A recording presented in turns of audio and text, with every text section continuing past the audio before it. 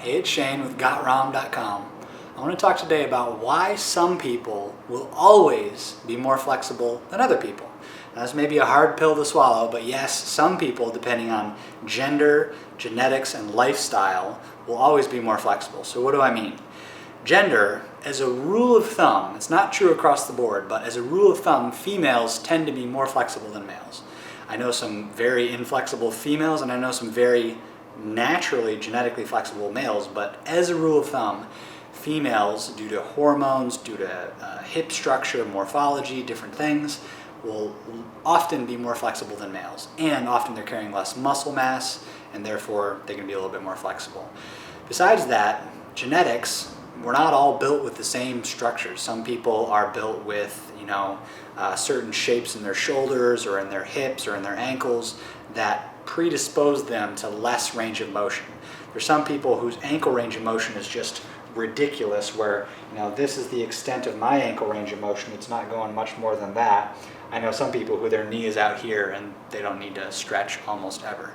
Same thing for the knees, for the hips, for the spine, for the shoulders. There's just certain structural differences which can limit your range of motion. Doesn't mean they have to, and it doesn't mean you can't get quite flexible in your ankles, knees, hips, shoulders, spine, etc. But yes, bone shapes, bone structures, bone lengths, they matter. The last thing is lifestyle. There's people who from a very early age have been moving, have been in sports where they were stretching. Maybe you were a gymnast when you were young and you were stretching for years on end, and that just kind of carries through into your adulthood to some degree. So if you have a lifestyle where you did a sport where you stretched a lot, or you did certain activities which required full range of motion, or you just live a movement-based lifestyle, you're going to stay a little bit more limber.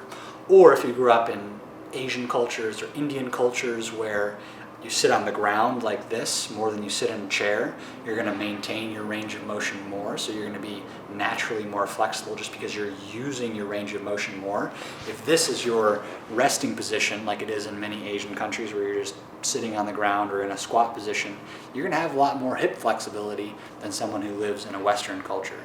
So gender, genetics, and lifestyle will always make certain people more flexible than others. With that said, it is not an excuse to just accept your fate as the Tin Man, as an inflexible person. I have quite a few disadvantages going for me when it comes to flexibility. I played a sport that made my ankles very stiff, soccer. I live in a chair-sitting culture, and I went to college, high school, middle school, sat in a chair all that time. I've had long commutes where I've been driving in a car, so I didn't grow up in a culture where we sit on the ground, where we sit in a squat. I also have cam morphology in my hip, which means that my bone shape is not ideal for range of motion. And maybe 6 years ago I used to use that as an excuse, like, oh, well, I'm never going to be able to do the splits because, this hip, and, I'm a guy, and I'm an Olympic weightlifter, I'm an athlete, so my muscles are just genetically stiff. And I set that aside and said, okay, what do I have control over? I can stretch more, I can do more tissue work, I can become more systematic and more diligent with my practice. And there's other things as well. I got training partners, I found coaches, I found other people to do body work on me. There's actually 7 principles that I outline in an ebook that I have that lay out that even if you're genetically not flexible, what are the 7 key things that you can do, which when you stack them back to back, they can maximize your flexibility potential. So I wanted to say, yes, there are reasons why certain people will always be more flexible. There's certain females that will be able to get in full lotus and do over splits and things that I will probably never be able to do. But with that said, there's plenty that you can do, so no excuses.